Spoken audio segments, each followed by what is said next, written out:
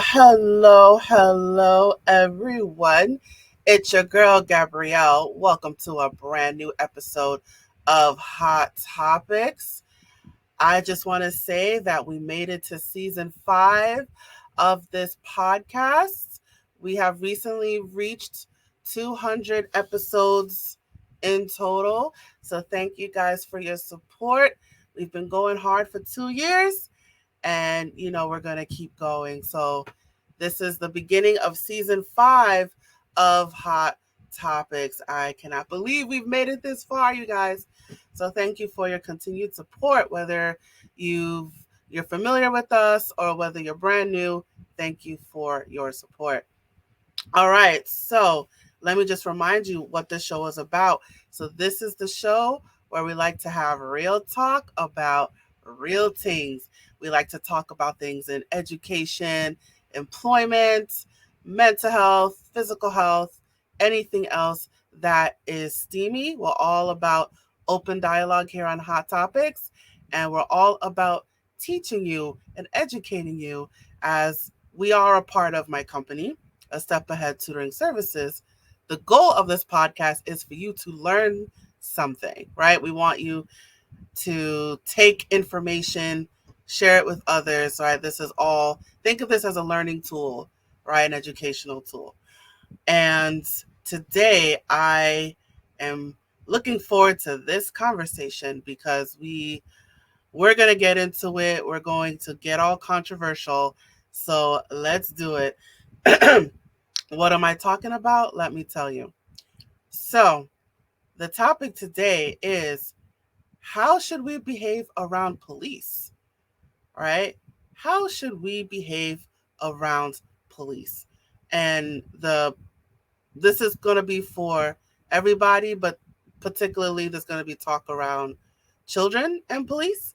But this is a hot topic, right? And I'm curious to see where this is going to go. And the guest who is going to help me out, his name is Jalen Price. And let me just tell you who he is. So, Jalen Price, he comes from Dallas, Texas, and his ultimate goal is the absolute liberation for all people from tyranny, while currently focusing on ending the victim mentality of the African American. And he has a tagline here: power respects power. Beautiful. All right, so without further ado, I'm going to go ahead and bring Jalen to the stage. What Hi, up? how What up? are you doing What today? up? I'm pretty good, man. Glad to be here. Thank you for coming on Hot Topics, and thank you for tackling this very controversial topic about police and how we should act around police, and because that's your what's the that's your mission, right? To teach people about that, especially kids. Right, definitely with the kids because they say it's easier to raise strong-minded children than correct broken men. So that's what it's all about. All right. So let's get right into it. So we're just gonna dive right in. How should we behave around police? So that's a loaded question. It's a lot that goes into that. Specifically, what I do is I make homeschool curriculums, teaching. There's my book, Dallas Ebonics Project, teaching children how to effectively manage these police encounters. And one of the first things that I mentioned in this curriculum is the fear, right? A lot of these kids are seeing the same stuff that we're seeing on social media, the murders, the shootings, and everything that goes into that. And they're not being taught how to manage these things. We're not teaching our children, we're not talking to our children about this stuff. We just kind of let it be what it is, or we just accept it as what it is. But these kids are going outside and encountering police, and they have a perception of what the police are supposed to be, and vice versa. The police have a perception of what our children are. And so we have to, I find it relevant to teach our children how to appropriately manage these feelings whenever they get pulled over, specifically being the fear, right? Take the fear out of the equation because they sense that, right? They off the gate, soon as you get pulled over, they're looking for fear, they're looking for fidgeting, they're looking for movement, nervousness, things like that that create the environment of hostility. It makes them feel like they have to be on edge. They have to, assume something is going on, even if ain't nothing going on. That perception is dangerous. So uh, uh, first and foremost, I think the most important thing is eliminating the fear. What do you mean by that? Eliminating the fear. Meaning, like, you get pulled over by police and you have, like, a lot of times the police will give like triggers, like the tone that they have when they come to your window. You can already tell what the police on like the first 5 seconds they come to your window. So little indicators that will make you feel like, man, this is gonna be a bad day, or man, he on BS. I already know what's about to happen. I know what kind of cop he is. You have to eliminate that nervousness because they're taught to seek that. They like they're looking for that. They're looking for anybody that looks like they got something else going on. So it's important that we teach our children that the fear isn't doing anything for you. Like you shouldn't be afraid. You should be prepared. Meaning have your documentation on like accessible to you. Within arm's length. Don't be reaching around, grabbing around, creating these perceptions. So you can eliminate the fear if we teach our children to be prepared in these situations. So let's break that down a little bit. So prepared how? So let's say, okay, so a cop uh approaches them and they say, like, what are you doing here?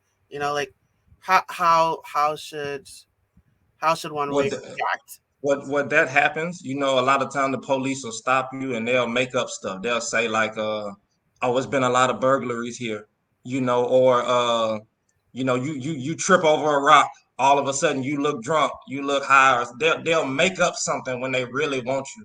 And so what I mean by be prepared, I mean, like, if you know you ain't done nothing wrong and the police are trying to stop you, you mentally prepare yourself to just in certain situations, there's nothing you can do but to comply.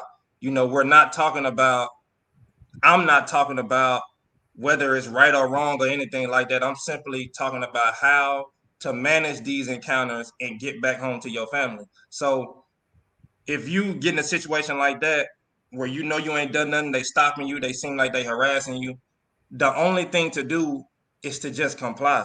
Give them your name, ask them, have I been detained? If I have been detained, okay, accept that, go to jail, fight your case in court, take your ticket, fight your case in court, continue on with your life. But arguing with them is a losing battle. Like, for example, one thing I mentioned in the curriculum, it was a guy down here in Plano, Texas, right outside of Dallas.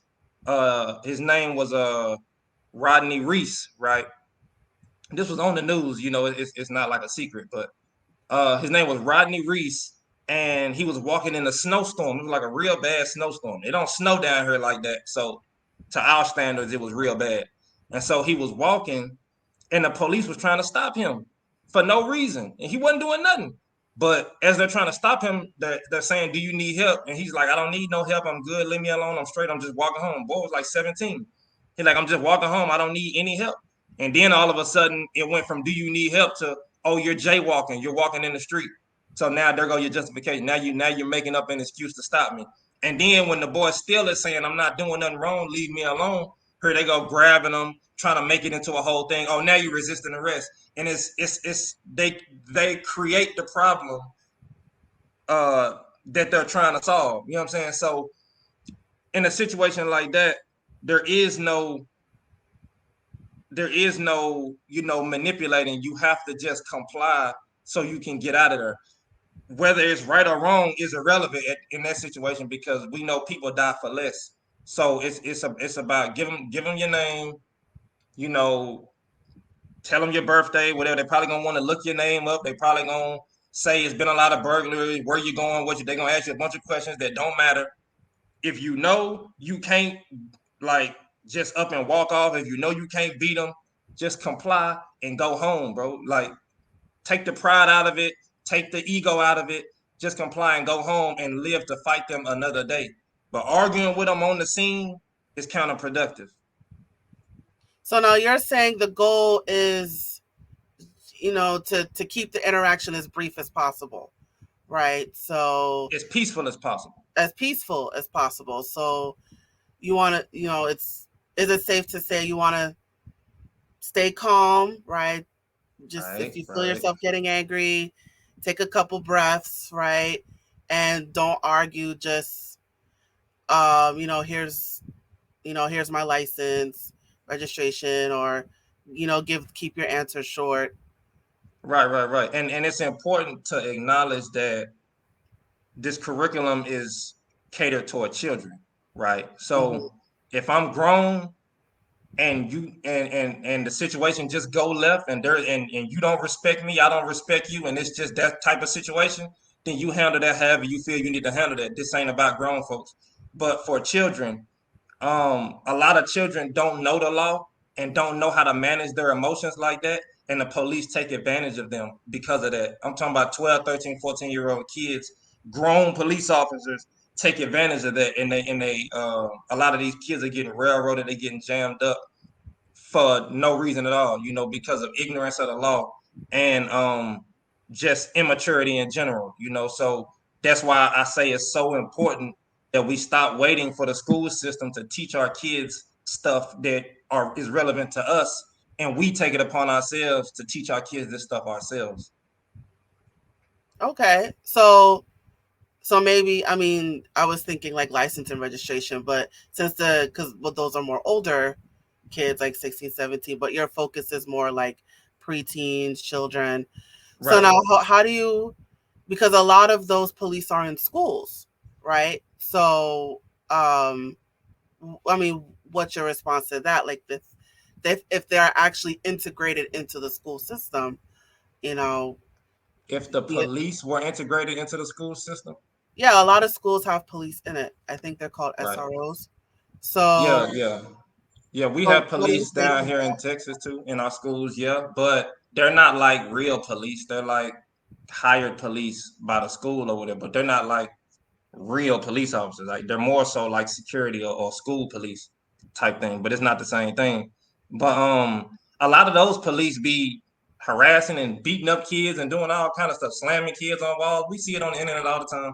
It was going on when I was in high school too. It ain't nothing new, but that's kind of like a different situation. You know what I'm saying? I'm more so catered toward like the street police and kids that's like outside type thing.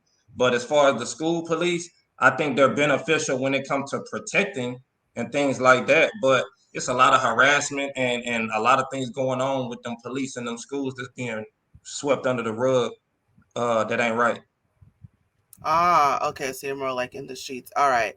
So, you're saying, so few things. So you're 12, 13, you're in the streets, and a cop could just approach you, right? So you're Right. saying, one, stay calm, just take a deep breath, just your goal is not to agitate as much as possible. And, well, I mean, I doubt they may have a school ID. So if they ask, Yeah, maybe. Yeah, they you'll may probably have, have a school they may have a ID. school ID, right? Or some sort of proof that, they're part of a school system. Um, But at the same time, it ain't always about that though, because you know, what about the summertime? You know what I'm saying? right. When ain't nobody even in school. So put it's more so about police uh overstepping their authority based on who they feel is ignorant and who's not. So this is what I do is about making sure that these parents are taking control of the situation. It's a you know, I sent you a video. I know you're gonna end up playing it in the end, but I had seen a video on online the other day of a young man. I think it was in Chicago, but I could be wrong. But I really think it was in Chicago. But he was walking out the store with a gun on him, and the police bumped into him, or he bumped into the police, or whatever the situation was. And then the police was like, "Oh, who you think you bumping into? You can't just bump into me," and grabbed him and searched all on him, found his gun. I ain't never heard about it being illegal to bump into somebody. So illegal searches, but these kids aren't being taught the law and how to manage situations like this. And so they're getting railroaded. So by the time they're 17, 18 years old, they already been in the system, and the stigma or the fear of jail is gone. And so it's just a prerequisite to a whole another line of problems. You know what I'm saying? So if we can educate our children on, if first off, we got to get educated on the law. And then once we do that, we can educate our children on the law, and we can eliminate some of these problems. The best way to do that is by purchasing this book, because a lot of us don't have education to know how to even teach, or how to, or where to start, because it's the stigma, right?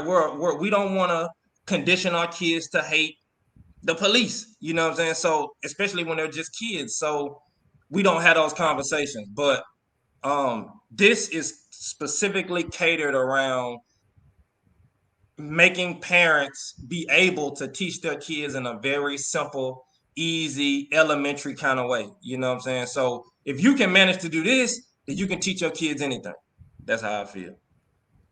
So is it safe to say, especially for kids, it's one, you want to be aware that um, people can be treated differently based on skin color. So teaching them that awareness that unfortunately, depending on the color of your skin, you might be treated differently.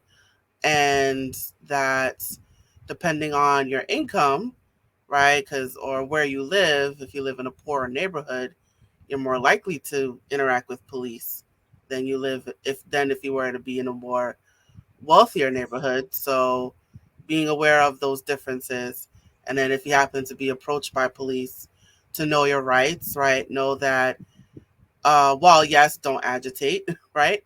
But also be aware that you're entitled to a lawyer. You know, don't say anything until your parents get there, right? Was it keep quiet Right. until you get an attorney? Right. Um, Yeah, um, things like that are important, but it's yeah. relevant to acknowledge that it's not always all about skin color. You know, we can't act like that doesn't matter, because it does matter, and stereotypes matter, and we acknowledge that. However, it's a lot bigger than skin color. I actually have a section in this curriculum about the Bacon's Rebellion, which, for those that don't know, was a huge rebellion that happened in 1681, or yeah, it was 1681, where Maryland lawmakers they invented these terms of white and black to create these racial sludges for the sole purpose of dividing and conquering. And in the Bacon's Rebellion, all the nationalities of that time came together and rose up against the power structure at that time for the sole purpose of liberation. And they created these sludges, divided everybody up, and gave Europeans a sense of superiority over everybody else. And they took the rights and the liberties that everybody had away from black people. And now we see the result of that, where black people are in this constant state of victimhood, and white people are in this constant state of superiority. Not across the board, not every single person, but in general, this is the narrative, right? And so we have to understand that it's bigger than color. Like, we were given these labels because our skin isn't even black. These are just labels that was given to us for the sole purpose of control and dividing and conquering. So we identify with these because we don't want to identify with anything else. But this isn't really who we are. This is who somebody told us that we were. Same thing with them. Somebody told them they were superior, and we perpetuate these narratives throughout our daily life sometimes. But we have to understand that the white people that are harassing us based on these stereotypes are not solely our enemy. They were fed a lie just like we was fed a lie. They are just as much of a victim as we are in their own type of way. But the real enemy is the system that is allowing these narratives to control us and consume us. So when you say the system, what do you mean? By the system, I mean the United States of America. I mean the whole way that this country functions is anti-black and counterproductive to everything about this country is anti-black. But it's also anti-white. It's anti anybody else having power other than the government itself. You know what I'm saying? So they play on our ignorance. They play on us not having power, not knowing nothing. And anytime we try to do things like this and empower ourselves and teach our kids what the truth is and come together and unite with the races and with the masses, it's always something that comes and tears it apart, breaks us down, and distracts us and divides us again. They'll put a picture of a man getting choked to death by the police on TV, white officer choking a black man, and it just perpetuates these narratives in your mind psychologically. It creates a sense of inferiority in you. And specifically, we talking about children. That's looking at this stuff, it creates this sense of inferiority, and then white kids look at this, and it creates this sense of superiority because all black people do about it is cry, complain, and burn everything down. We don't actually do anything of power to change our actual situation, and so all our kids are looking at this, and they're forming their own opinion of each other based on what they're seeing on the TV, and so we can't get so wrapped up in the skin color and the white police are doing this and that. It's not irrelevant, but that's not the be all end all. And we have to make sure that we're teaching our children that it's bigger than this white cop harassing you because you're black. Sometimes they just had a bad day. It might even be because you're black. He might just be having a bad day. Sometimes it might be because you're black. Sometimes it might be something else. Like it's not all about your skin color all the time.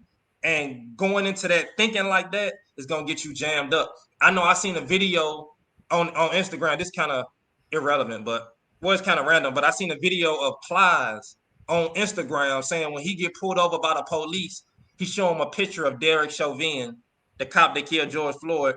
He shows him a picture of Derek Chauvin so he know not to play with him. Keep in mind, it was just a joke. It's Instagram, just the internet. But um, that is a horrible idea. You do not do that. You don't get pulled over and instantly start talking about race relations and have the cop thinking like that, because that's just a tense situation you asking to have. So don't go into the game when you get stopped by the police. Don't go into it thinking that, oh, he finna mess with me because I'm black and he only pulled me over because I'm black. That's counterproductive, and it's a false narrative that is not helping us at all. So it's interesting. That's an interesting take. Like it's not because even when I went into this episode, I was thinking, oh, we're just going to focus on black children, right? But you're saying it may not necessarily be a racial issue. It may just be, there's a sense of superiority, inferiority mentality, or just someone just having a bad day. Right. It's all of that, including racial issues. It's not just racial issues. That's all I'm saying. Ah. Okay. All right. So let's talk about your curriculum a little bit more. So what other things should children know about how to approach police? So don't agitate, stay calm, Right. Do be not agitate the peaceful. encounter for sure. Stay calm. I got a segment in here about being on foot and how running away is for absolute emergencies only. You're not running away because you got some weed in your pocket and you don't want to spend 2 weeks in jail. Like we have to be smarter than that, because a lot of it was a man, and I want to say Philadelphia. Um, Come on, Jalen, how you forget his name? I want to say Rose, Derek Rose, or anyway, I apologize, I forgot his name, but we see kids all over the country getting shot in the back, left and right, all the time. You know what I'm saying? The ones that make the news are the minority. It happens all the time. My little brother got killed by the police in 2019. No rappers was talking about it. Breakfast Club didn't talk about it. Nobody was talking about it. So this stuff happens every day, everywhere. But it's important that we understand running away is for emergencies. And a lot of us are being killed. A lot of our children are being killed for preventable circumstances because they were afraid or they got scared. Bro, running away is if you have absolutely no other options and the only way that you can get out of this situation is to run to preserve your life. And when you do run, you don't run straight. You run in zigzags. You know what I'm saying? You hop fences, you jump over cars. You don't make yourself an easy target. You trying to get up out of there. And it's also important that you have a destination because if you know where you're going, it might help you to run faster if you know where you're going instead of just running aimlessly. You know what I'm saying? So these are because the curriculum right here come with a PowerPoint. And in the PowerPoint, I have like a whole bunch of just tips like that, just additions like that. But these are things that's important because a lot of our kids are being killed for preventable circumstances. I'm talking about Class B misdemeanors. They're killing us over Class B misdemeanors, evading arrest, resisting arrest, little or nothing. You know, and these things can be avoided if we eliminate that fear. Also, talking about um, when you get pulled over, knowing the difference between your arrest record and your criminal record, because a lot of times we'll go to jail for whatever we'll go to jail for, and we get out of jail. Let's say those cases get dismissed. Those cases don't just disappear, bro. Anytime the police get behind you and they run your name on your car, they see everything you've ever been charged with. And a lot of the time they use these charges, dismissed or not, to justify searching your car. And whether it's legal or not is irrelevant in that moment because they know more than likely you're ignorant of the law anyway. So they just gonna do whatever they want to do. We have to understand the difference between a criminal record and an arrest record and these little tricks that they use. Like, for example, they'll pull you over and they'll say, you'll hear them on the radio. Oh, he got aggravated this. He got burglary of that, burglary. And you in your mind know all them cases got dismissed 5-6 years ago. You know them cases ain't even gonna hold no weight, but the officer isn't thinking about that. He's going off what he's being told on the radio. So we put a lot of blame on the officer. Sometimes it's the radio lady that's really putting us in a bad situation. The officer only know what she tell him. And so the officer will say something like, oh, why you acting nervous? And you're not even nervous. You're not even acting nervous. But they'll say why you acting nervous to make you nervous. And now you're nervous. You know what I'm saying? And so now they justify, oh, you moving weird, you moving weird. Whole time you was perfectly fine. But they created this environment to make it look like something was going on based on what he was told on the radio. So how can that be avoided? It can't be. That's out of your control. But it's about knowing how to maneuver through a situation like that so you don't get jammed up or you don't get played or they don't plant evidence on you because they do that down here in Texas. They definitely do that. So you want to make sure that you're not on the ass end of that. Always be educated on what's going on the officers that's around you, the hostile environment that is being painted, how they're painting you, how the radio woman is painting you. All of that stuff is relevant. And so we want to make sure that our kids aren't getting railroaded and we are educating them on these tricks, on these things. So when they get pulled over, they can make it back to the house. So I think it's also to add to that, I think it's helpful to be aware of how police are trained. So they're trained to be ready, like always be ready for danger. You know, someone can shoot you, and so it's someone can shoot you and you don't know it. So I think they're always trained to be on their toes and be ready to shoot, right? So I so mean, I I think that's one would. of the, so that's one of the arguments is that police are not trained to de-escalate, right? They're trained to just be ready to shoot. Um, I mean, that's problematic yeah. because this is not Afghanistan, you know, Hmm. and on top of that, I would buy that I would buy that, but we're talking about children. There's no Mhm. way that a cop needs to be on his toes for a 12-year-old. I'm just not buying that. And if you are on your toes for a 12-year-old, you shouldn't be a police officer. You should have did something else. You need to go work at Kroger or something, because there's no reason for our children to be afraid. There's no reason for these parents to be afraid of their 12-year-old children getting shot because he reached the wrong way. That that don't make no sense. So I don't know. I've heard a lot of that argument about the whole training thing, but I mean, we all grown, bro. Like, keep it real. Like, okay, training, okay, but in any given situation, a lot of the times the police are antagonizing the encounter in the first place. So they're not. A lot of the times they're creating the hostile environment that they claim that they were so afraid of. So it don't even. It's not even about the training. Because if that was the case, then the police would show up on the defense. A lot of times, the police are on offense out the gate. As soon as they come to your window, they're on offense. Some of them are regular and just do their job and go home. Some of them, a lot of them, but we not gonna act like some of them don't show up just to start some shit. And that's the Mhm. problem. Those are the cops that are the problem. And I'm tired of people acting like more training. And this ain't about you, but I'm saying a lot of people create that narrative like more training is gonna solve something. Bro, these police go through hundreds of hours of training already. Like, there's nothing more for them to learn at this point. We've been talking about this for years. There's nothing else for them to learn. They just Mhm. what we need them to do is not train more. We need them to stop agitating the encounter and stop creating hostile environments that's jamming our children up, because that's the problem. Mm. Interesting, interesting. So now, right, and it's just it's still we also want to be aware that it's it's human beings, right? And the human beings are Mm. flawed, so they just happen to be human beings with badges and power and a lot of money behind them, right? Right.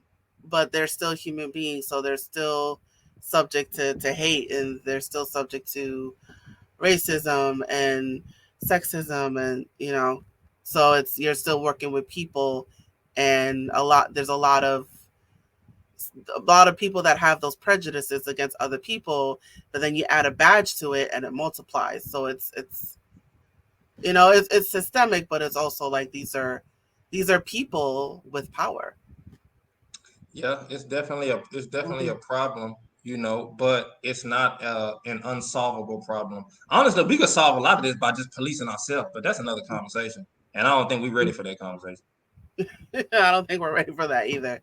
All right, so let's kind of circle it back now. So, in terms of how should we behave around police, especially if you're a kid, I just want to reiterate. So you said, if they come up to you, you want to stay calm, don't agitate. If they act, just comply. Um, don't run away. Because that how does that look to a police officer? Are you running away, right? So you want to be aware of the optics. So don't run away. If you know you did if you know you did nothing wrong, just what are you worried about? Just and I mean, be aware that they might jam you up. They might, plant something on you, but just if you know you did nothing wrong, be ready to defend yourself. Know your rights. I would throw that in there as well. Know your rights. You have the You're right to right. an attorney. You know, you have the right to remain silent, right? Yeah, I remember something like if you're in a police station and they give you a cup of water, um, don't throw it out in their trash, right? Take it with things you. like that. So they Yeah, yeah, that's smart. Smart. Yeah, so they don't have your DNA. right. Right. Um, um, what else? That's next Know the level though. law. I mean, I don't expect a 12-year-old to know what Right. aggravated assault means, but but just you have the right to an attorney, right? And you have the right to protect yourself. And I think I know, and I also think we do it ourselves. Black people do it to we do it What to you mean? ourselves, and um, perpetuating those narratives. The police are bad; they're out to get us. There's no Yeah, hope. There's no right. even with this, We do it to ourselves too. right? Even with this dialogue that we having, I could see how somebody would say, "Oh, they just police bashing." You know what I'm saying? But it Yeah. don't really even be about that. It just be about being real. Like we can't pretend like this stuff isn't going on. It it's not just relevant when the media talk about it. It's going on all the time. Like I say, nobody was talking about my brother, and it's a lot of other people I've heard of that have been killed. A lot of things that have happened to me that people aren't talking about. Like matter of fact, let me give you a good example too. I always knew one day I was going to expose this, and so now I'm glad I finally get the chance to do it. When I was 18 years old, I got into a situation with the police, and keep in mind I'm somebody's son. I'm a black woman's son. You know what I'm saying? So imagine this your son telling you that this just happened to him, right? So I get pulled over by the police. I'm with my boy, and the police tell us, "Oh, the car's stolen." Keep in mind, I have no knowledge of any of this. I'm in the passenger seat, but they say the car's stolen. I'm like, okay. My boy say, um, "What you want to do?" He said he finna take off. I'm in the passenger side. I have no control over nothing going on. He said, I'm finna take off. Boom, he take off. We driving away from the police. And we flying. We going about 100 miles an hour. So we flying. Long story short, we get into this real bad accident, slam into somebody head first. By the grace of God, somehow we both survive and jump out the car and take off running. We take off running. The police get behind me. Stop or I'm going to shoot. I'm still running. Keep in mind, I'm running away. It's a class B misdemeanor. He say, stop or I'm going to shoot. I try to hop a fence. Whoop, don't make it. I fall down. Wow. Police put me in handcuffs. They take me back to the car. And then all of a sudden, you hear somebody shooting in the air. Boom, boom, boom, boom, boom. And my boys, all the police stop and look at me. And I'm like, I don't know what's going on. What y'all looking at me for? And so the police hop on the radio. Yeah, the suspect is shooting at me. Whoop, whoop, whoop. I need backup. Whoop, whoop, whoop. And I'm now they put me in the back of the police car, and I'm sitting here like, I know this fool is not shooting at the police. Like I ain't got stuff to do. Like, bro, you tripping, bro. You know what I'm saying? Now, after some hours go by, right? Police come back to the scene, and the officer that hopped on the radio came and talked to me. He said, "Yeah, we found your partner gun in the car, and we found some weed in the car." And I'm like, "How you find his gun in the car, but you were just getting shot at?" Right? And then he tell me, "Well, I ain't gonna charge your partner with shooting at me because I ain't actually see him do it." I'm like, "Well, damn, why'd you get on the radio making all that noise and you ain't even see him do it?" Right? And so we go to the jail. I'm going to jail, and they end up catching him later on, right? And he going around the jail like, "Oh man, I just got shot at. I just got shot at." Telling all the cops, "I just got shot at, honey." Calling his wife, "I just got shot at." I'm like, "Damn, you excited to get shot at?" Right? So I go to the holding cell and I end up seeing my partner in the holding tank, face beat up real bad, like they did him real bad, right? Can't even recognize him really. And I see him and I say, "Bro, what is wrong with you? Why are you shooting at the police?" And he said, "Nah, bro, I ain't shoot at nobody. I was hiding under a car." And the police pulled his gun out and shot in the air. And then hopped on the radio and said, "Hey, the suspect is shooting at me." And then created this whole scene like he was really a victim whole time. He was the cause of the whole situation. We got misdemeanors, bro. Theft of a motor vehicle and evading arrest, those are misdemeanors. Like you doing all this over misdemeanors? And then I'm really inclined to say he really just wanted to kill us both. Cause you was gonna shoot me in the back for running away from you. And then you tried to set my partner up to get him killed when the police finally caught up to him. And so these are examples. I'm 18 years old. My partner like 18, 19 years old. This is what they're doing to our children. None of this stuff was on the news. We didn't go file complaints. Nobody was talking about this. This is stuff that's going on every day. And our kids cannot get out of situations like, how do you avoid a situation like that? Somebody could say, "Oh, well, don't be stealing cars. Don't be running from police." All of that stuff is irrelevant when you're in the moment. When your kids are in the moment, they're gonna do whatever they feel they have to do in that moment to get out that jam. And my goal is to teach us how to survive in situations like this. that was a real bad situation, and I don't really know what could have been done to avoid that in the heat of the moment. What I could have done differently, I honestly don't know. But um, it's really important that our kids understand evading arrest will get you killed. Running away will indeed get you killed. That's why I say it's for emergencies only. It's absolute last resort type of behavior. Outside of that, you risking your life, bro. Thank you for sharing that. And I know, that's tough to share, and it's, it's real life. And I mean, speaking of, that, let me ask you, you wrote a whole curriculum about it. You wrote a whole book about it. So what do you say to someone that says, "Oh, you're police bashing. You're hating the police. Why are you anti-cop?" What do you say to those people? Everybody got a right to feel how they want to feel. I honestly don't care because nobody is rallying outside the courthouse for my brother. Nobody is writing letters to the judge about my brother. Nobody is on podcast talking about my brother. I don't owe any explanation to anybody. If you don't like what I'm talking about, then don't listen to me. I have the right to feel the way I want to feel. And it's a lot of other people that feel like me and that have stories like me and have children that they don't want to go through those same situations. And so that's what I'm doing. If the police don't want to be bashed, then they should stop doing things that are worth bashing. It's really just simple. Just like if we don't want to get railroaded, we should stop putting ourselves in situations to get railroaded. It go both ways, bro. But I don't owe any explanation to nobody. You don't have to listen to nothing I'm talking about. I could care less.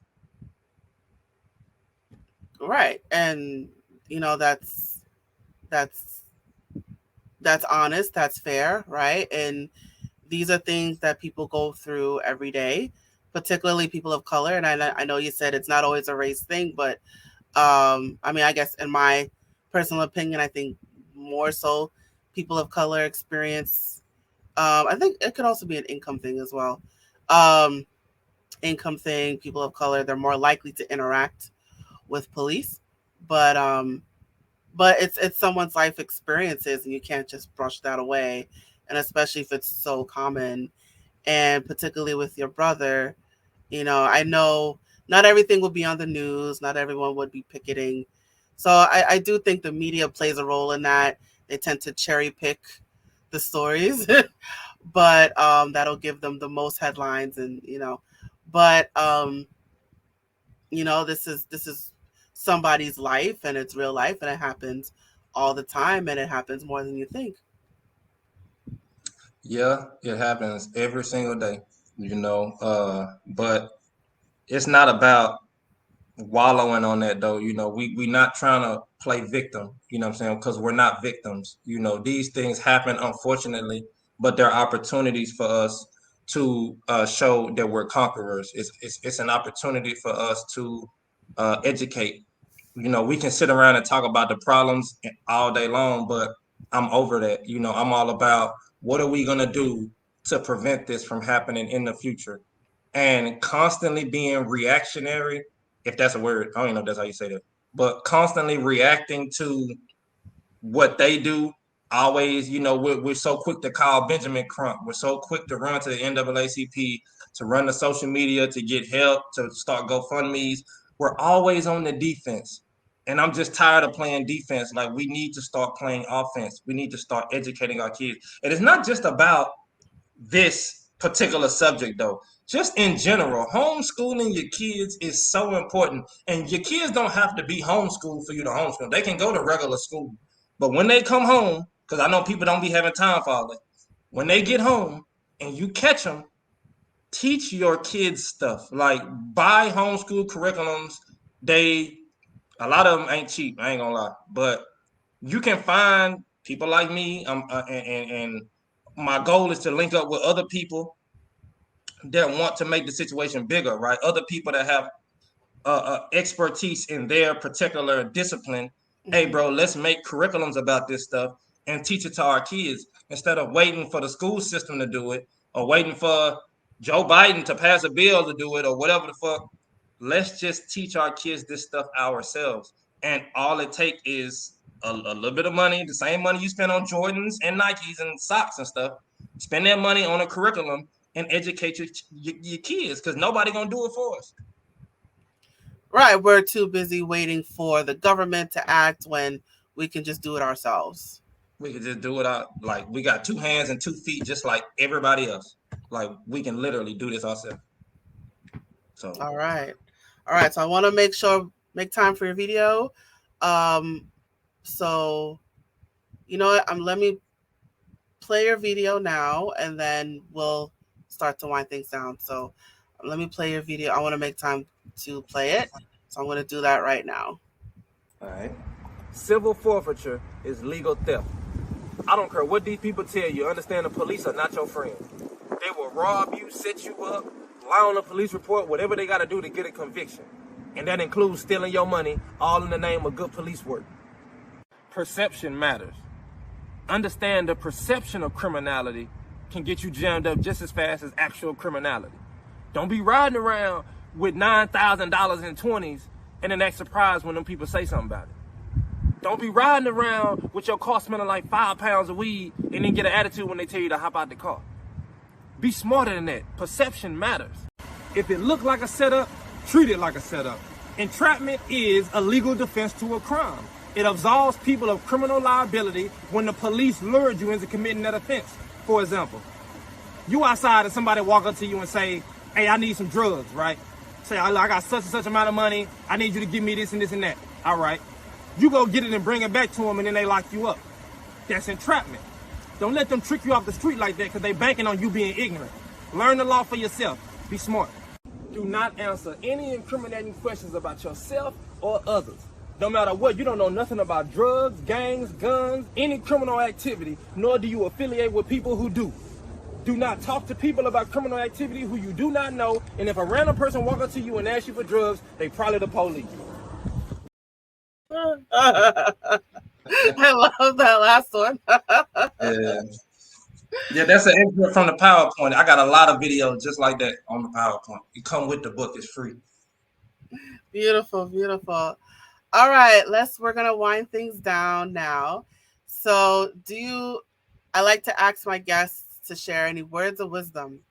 So do you have any words of wisdom that you like to share with our audience? Words of wisdom. It's nobody's responsibility to educate our people other than us. We are our children's only hope. We cannot continue to wait on the government to do it. We cannot continue to wait on the school system to do it. We cannot keep petitioning, begging, lobbying, and complaining about the school system as if we don't have 2 hands and 2 feet like everybody else. Go outside, get you a curriculum, or make one yourself. It's not that hard. And teach your kids relevant information that you know the school system not going to teach us. Nobody is going to talk to us about how to manage a police encounter. Nobody is going to do it. We have to take responsibility and take charge of our own children and teach them this content ourselves. And once we do that, we got to understand we don't owe anybody any explanations for it. We don't owe nobody.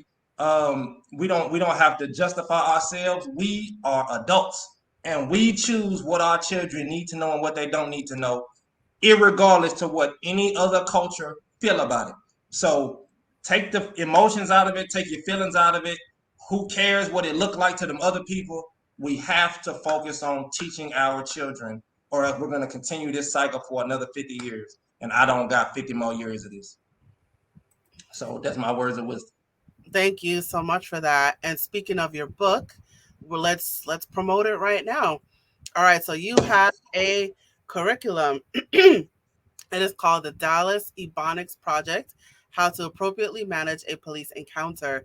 So all these things that we talked about and more, you took the time to outline it in a curriculum. So it's worksheets, it's PowerPoints, it's teaching Yes, points, it's pretty much like a class, right? All in exactly. one. And it is to help parents teach young children, so probably like 13 and under, right? To teach young children about how to act around police. So you took Right. the time to outline it and you made it fun. You gave homework assignments, right? It's an actual homeschool curriculum that you created and you put all that in a book. So again, it is called the Dallas Ebonics Project: How to Appropriately Manage a Police Encounter. And hold up your book one more time for the people watching on video. That's Dynasty right. Bonus Project. Yep, you can That's get it on Amazon. I got physical copies of it. You know, I got a few places out here in the city that feature my book, so I'm trying to get in more and more bookstores. I'm actually going to a homeschool convention in Atlanta in a couple weeks, and I'm trying to get my book over there. You know what I'm saying? So, uh, very important. It got tests in it, homework assignments, like she say, everything you need, vocabulary, words. It's vital information that we're not going to learn anywhere else. So definitely go check it out. Dallas Bonus Project. all right. So you can get that book on Amazon.com, and you're in Dallas, Texas right now. So Dallas, if you happen to Texas. be, you're in Texas. Right. So is it in books? You're trying to get it in bookstores. So is it Right. Right. anywhere that someone can go and get the purchase a hard copy? Uh, Well, right now, the best place for you to get it is just get it on Amazon. You know what I'm saying? I'm in the process of trying to get it in more and more bookstores and libraries and things like that. Like I say, this is something new that I just really concocted like this month. You know what I'm saying? So I've been working on it for years, but I just completed it this month. So the best, fastest way for you to get it is just get it on Amazon for right now. They'll send you a physical book. And if you want the digital book, you can go to payhip.com. You can get the digital book if you just want the digital book, but I like the physical book better. It's really catered around parents teaching it. It's not really designed for kids to just read it themselves. It's more so for parents to actually teach it, to encourage parents to do that in more than one way. You know what I'm saying? So yeah. Right. So it's not just a book to read. Like it's an actual class, right? Like Right, right, right. here, here are these points. Give them these homework assignments. I don't know if you have games. Play these games with them. Like so, it's a curriculum. I don't know how else to say it. It's a real curriculum. I know I call it a book, but it's a real curriculum. You know, so definitely tap in for sure. All right, so you can get a hard copy on Amazon, Amazon. right? And you Mm-hmm. can get Mm-hmm. the digital copy on Hey, yep. payhip.com. So, of course, for my audience, these links will be provided in the description, but where we're just saying it here, you can Mm-hmm. get a hard copy of the curriculum. I'm going to say the title one more time: Dallas Ebonics Project: How to Appropriately Manage a Police Encounter. You can get a hard copy of that curriculum on Amazon and the digital copy on payhip.com. And I also want to take this moment to, ooh, let me just make that change real quick. All right, so I want to take a moment to shout out where people can find you. Right now, it is just your Instagram. So I Mm-hmm. encourage you guys to hit up Jay on Instagram. It is Pleasant Groove, not Groove, Grove. Pleasant Pleasant Grove, Jay. Yep. Pleasant Pleasant Grove, Grove Jay. J. Yep. Pleasant Grove J. So I encourage One you, word. well, all one word, Pleasant Mm-hmm. Grove J, all one word. You can hit him up on Instagram. So I encourage you guys to follow him on Instagram. If you have any questions, hit him up. But hit him up on Instagram, you guys. Is there anything else Absolutely. you want to promote, or where else can people find you?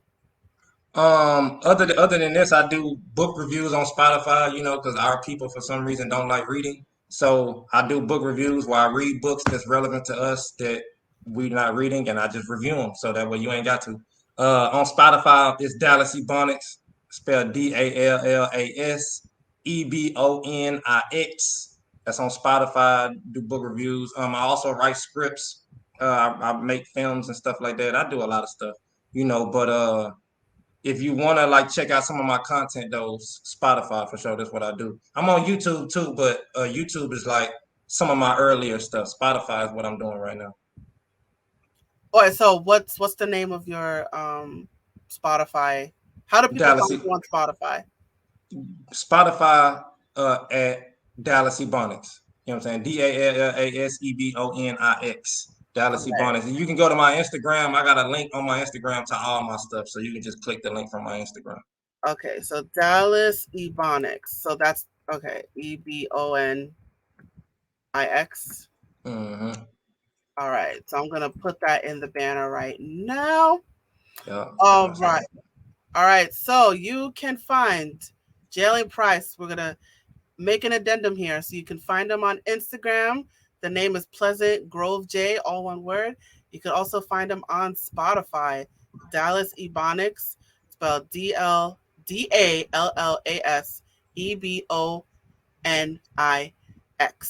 So Right. Right. find him on Spotify, follow him on Spotify, subscribe to his channel, and follow him on Instagram, you guys. All right. Sure. Well, Jalen Price, thank you so much for coming on my show, and thank you for, this is a tough topic, and I'm sure we missed a few things, but we got the conversation started, and Right. Right. we made the first step, I think. Right. So this was definitely an interesting conversation. So thank you for coming on Hot Topics. Yeah, I definitely appreciate you for having me. This is a very important subject. So anybody that's willing to get this content out is a friend of mine. So I sure appreciate this. Thank you. Thank you. All right. I'm going to place you backstage. And it is now you and me, guys. So we've reached the conclusion of yet another episode. But I actually, in light of this conversation, I just wanted to share these last few tidbits here. Um, so I'm just gonna read this here. This is from the ACLU, but basically, we want to teach our kids. This is for everybody, but particularly kids. You want to know your rights when stopped by police. So little things like you have the right to remain silent, which is what I, mentioned before. You have the right not to incriminate yourself. You do not have to consent to a search of yourself or your belongings, but police may pat down your clothing if they suspect a weapon. Note that refusing consent may not stop the officer from carrying out the search against your will, but making a timely objection before or during the search can help preserve your rights in any later legal proceeding. If you are arrested by police, you have the right to a government appointed lawyer if you cannot afford one. You do not have to answer questions about where you were born, whether you are a U.S. citizen, or how you entered the country, although that kind of changes if you're at an international border. And to reduce the risk to yourself, stay calm, which is what we talked about. Don't agitate. Don't run. Don't run. Don't resist. Don't obstruct the officers. Do not lie or give false documents. Keep your hands where the police can see them. And if you ever find yourself arrested or detained, say you wish to remain silent and ask for a lawyer immediately. Don't give any explanations or excuses. Don't say anything, sign anything, or make any decisions without a lawyer. If you have been arrested by police, you have the right to make a local phone call. The police cannot listen if you call a lawyer. They can and often do listen if you call anyone else. If you believe your rights were violated, write down everything you remember, including officers' badges and patrol car numbers, which agency the officers were from, and any other details. Get contact information for witnesses. If you're injured, seek medical attention immediately and take photographs of your injuries. File a written complaint with the agency's Internal Affairs Division or Civilian Complaint Board. In most cases, you can file a complaint anonymously if you wish. If you are witnessing police abuse or brutality, stand at a safe distance and possible use your phone to record video of what is happening. As long as you do not interfere with what the officers are doing and do not stand close enough to obstruct their movements, you have the right to observe and record events that are plainly visible in public spaces. Do not try to hide the fact that you are recording. Police officers do not have a reasonable expectation of privacy when performing their jobs, but the people they are interacting with may have privacy rights that would require you to notify them of the recording. Um, Yeah, in many states, you must affirmatively make people aware that you are recording them. Police officers may not confiscate or demand to view your photographs or video without a warrant, and they may not delete your photographs or video under any circumstances. If an officer orders you to stop recording or orders you to hand over your phone, you should politely but firmly tell the officer that you do not consent to doing so, and remind the officer that taking photographs or video is your right under the First Amendment. Be aware that some officers may arrest you for refusing to comply, even though their orders are illegal. The arrest would be unlawful, but you will need to weigh the personal risk of arrest, including the risk that officer may search you upon arrest, against the value of continuing to record. Whether or not you are able to record everything, make sure to write down everything you remember, including officers' badge and patrol call. Sorry, including officers' badge and patrol car numbers, which agency the officers are from, how many officers were present and what their names were, any use of weapons, including less lethal weapons such as tasers or batons, and any injuries suffered by the person stopped. If you are able to speak to the person stopped by police after the police leave, they may find your contact information helpful in case they decide to file a complaint or pursue a lawsuit against the officers. So, all of that is on the ACLU website. So I wanted to share that information. All right, you guys. So um, thank you again for watching Hot Topics or listening to Hot Topics as well. So let me just remind you that Hot Topics is a part of my company, A Step Ahead Tutoring Services. So if you are looking for any kind of tutoring service, whether it's one-on-one tutoring, college counseling, test prep, excuse me, or virtual workshops or any kind of educational workshop, hit us up. Our website is www.astepaheadtutoringservices.com. You can also find us on social media. We're on Facebook, Twitter, Instagram, what else? WhatsApp, YouTube, I think I said Instagram. I think I'm repeating it again. But you can find us on many social media platforms. So just type in A Step Ahead Tutoring Services and we will pop up. Look for the pencil logo with the gray and white tip and you will find us there. So you could check us out online, the website again, www.astepaheadtutoringservices.com. You can also find us on multiple social media platforms as well. And we are um, on audio with our audio podcast. So you can check us out on any of our audio platforms. So we're on Spotify, we're on Apple. I mean, we just got word that Stitcher is closing down, but we're on multiple podcast platforms as well with this show, Hot Topics. So check us out on any of those platforms as well. But all of our information is at the bottom of the screen. If you happen to be watching this on video, but if you are listening to this on a podcast, all of that information, of course, is in the description. All right, you guys, thank you so much for joining me on Hot Topics. I look forward to you joining me at the next episode. Thank you again. And now I am signing off. Bye, you guys.